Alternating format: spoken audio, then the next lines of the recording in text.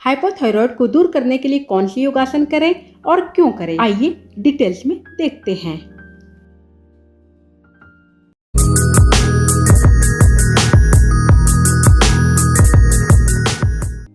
Thyroid हमारे throat में एक स्मॉल ग्लैंड है जिससे कि हार्मोन सीक्रेट होती है और यही हार्मोन हमारी बॉडी की टेम्परेचर, मेटाबॉलिज्म और ग्रोथ के लिए रिस्पॉन्सिबल होती है। हमारी बॉडी की टेम्परेचर, मेटाबॉलिज्म और ग्रोथ इन्हीं हार्मोन्स के ऊपर निर्भर होती है। यही हार्मोन हमारी बॉडी की टेम्परेचर, ग्रोथ और मेटाबॉलिज्म के ऊपर प्रभाव डालती है।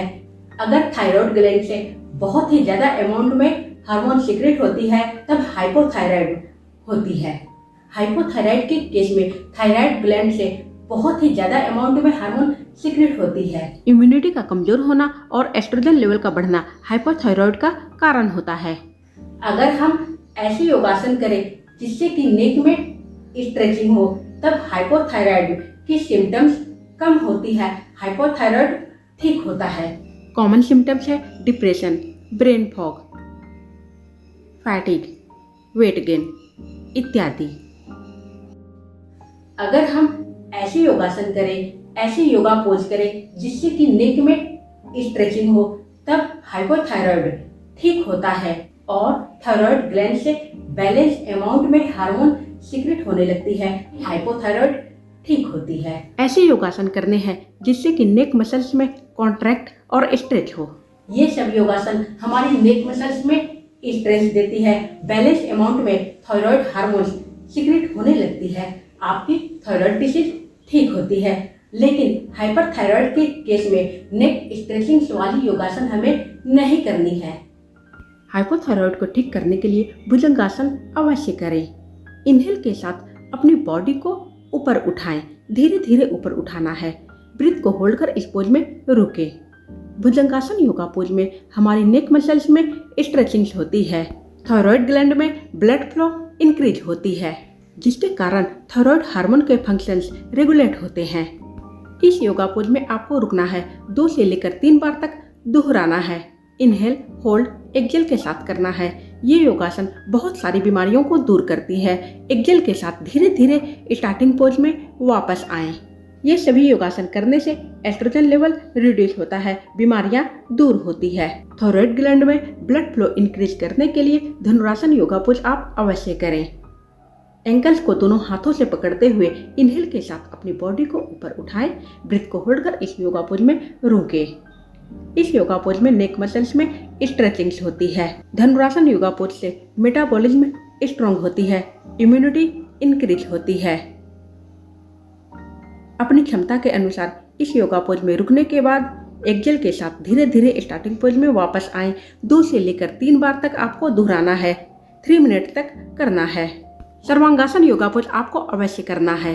कमर को दोनों हाथों से सपोर्ट देते हुए लेग्स को एक साथ ऊपर उठाएं।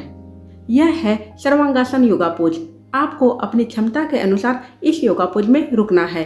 इस योगा पोज में नेक मसल्स कॉन्ट्रैक्ट होती है, थायराइड ग्लैंड में ब्लड फ्लो इंक्रीज होता है, थायराइड हार्मोन्स रेगुलेट होते हैं, एस्ट्रोजन लेवल रिड्यूस होता है, मेटाबॉलिज्म स्ट्रॉन्ग होती है, इम्यूनिटी इंक्रीज होती है, हमारी लीवर की फंक्शंस ठीक तरह से काम करने लगती है, थायराइड डिसीज ठीक होती है।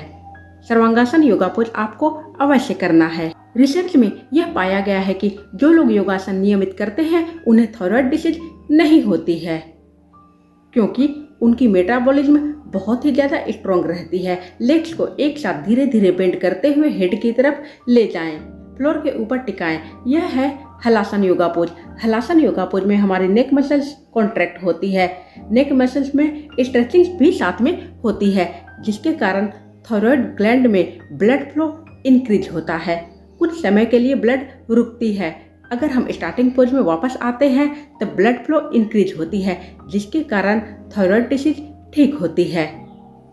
थायराइड हार्मोन्स की फंक्शन ठीक तरह से काम करने लगती है। थायराइड ग्लैंड से सही अमाउंट में हार्मोन सीक्रेट होती है। हलासन योगा पोज में आपको अपनी क्षमता के अनुसार रुकना है, लेकिन जिन लोगों से यह योगा न हो पाए वे लोग इस योगा पोज की प्रैक्टिस न करें। अंगों को नुकसान पहुंच सकता है। इस योगा पोज से एस्ट्रोजन लेवल रिड्यूस होता है, बॉडी की फ्लेक्सिबिलिटी इम्प्रूव होती है, आपकी वेट भी कम होगी, चिंता तनाव दूर होगी, हार्मोन्स बैलेंस होंगे, संपूर्ण एब्डोमिनल ऑर्गन्स की फंक्शन ठीक तरह से काम करेंगे। धीरे धीरे स्टार्टिंग पोज में वापस आएं। हलासन और सर्वांगासन योगा पोज आपको एक बार ही करना है। कम से कम 30 सेकेंड से लेकर 1 मिनट तक रुकना है। हलासन और सर्वांगासन योगा पोज में सांस हमारी नॉर्मल होती है, इसमें कोई भी ब्रीदिंग टेक्निक नहीं है। सेतु बंधासन योगा पोज बहुत सारी बीमारियों को दूर करने में सहायक है। लेग्स को नीचे से फोल्ड करें, थोड़ी डिस्टेंस में रखना है। दोनों हाथों को थाइस के पास रखें, पाम्स की फेसिंग डाउनवर्ड रहेगी। इनहेल के साथ अपनी बैक को धीरे धीरे ऊपर उठाएं, चिन को चेस्ट से सटाएं। जैसे ही हम चिन को चेस्ट से सटाते हैं, थायराइड ग्लैंड के ऊपर इसका पॉजिटिव प्रभाव पड़ता है। थायराइड ग्लैंड से बैलेंस अमाउंट में हार्मोन सीक्रेट होने लगती हैं। सेतु बंधासन योगा पोज हाइपोथायराइड और हाइपरथायराइड दोनों तरह की थायराइड डिसीज को ठीक करने में सहायक माना गया है। ब्रीथ को होल्ड कर आपको इस योगा पोज में रुकना है। 2 से लेकर 3 बार तक दोहराना है। सेतु बंधासन योगा पोज के 3 स्टेज हैं। तीनों स्टेज में आपको दिखाने जा रही हूँ। एक्सेल के साथ स्टार्टिंग पोज में धीरे धीरे वापस आएं।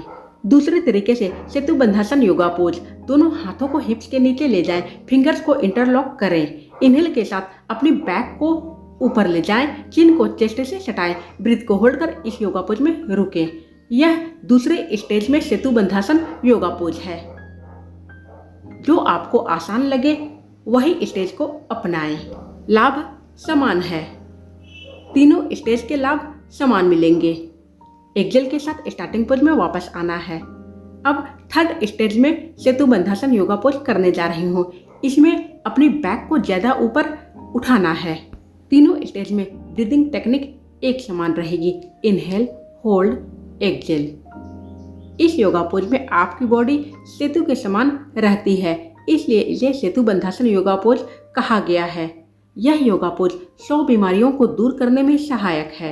उसमें थायराइड डिसीज भी आती है। कुछ ऐसे योगा पोज हैं जिससे कि नेक मसल्स में पॉजिटिव प्रभाव पड़ता है। आइए देखते हैं कि कौन है।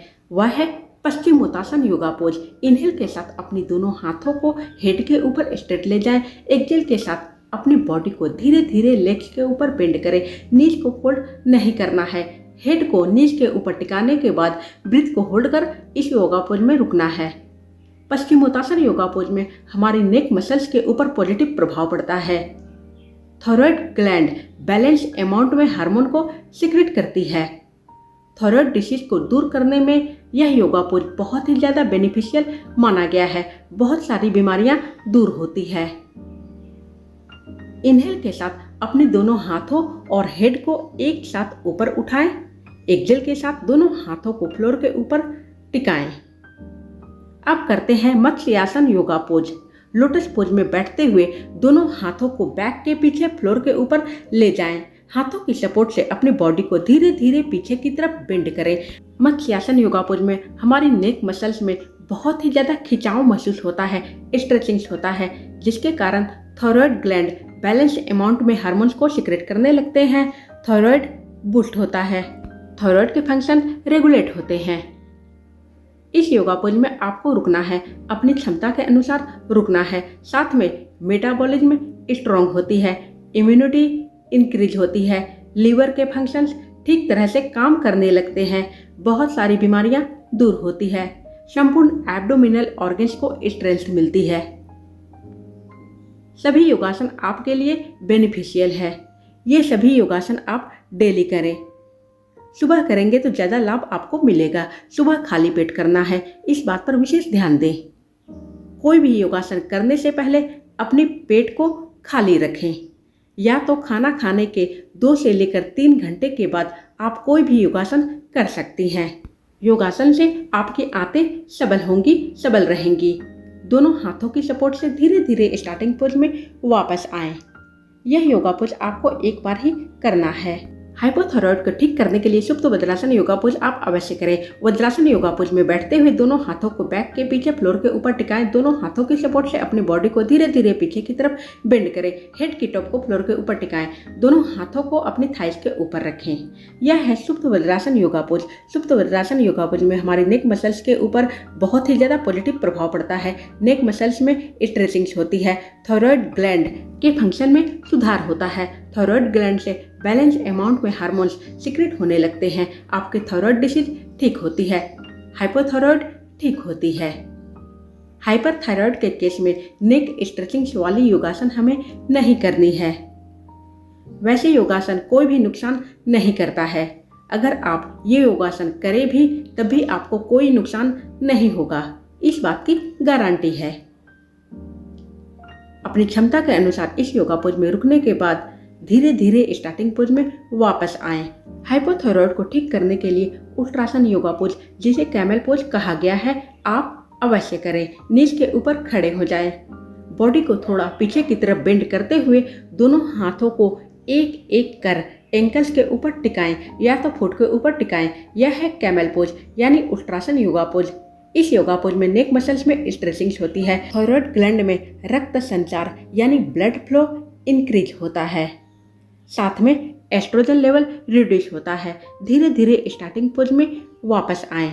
योगासन नियमित करें। साथ में अपनी आहार के ऊपर भी विशेष ध्यान दें। Thank you everyone.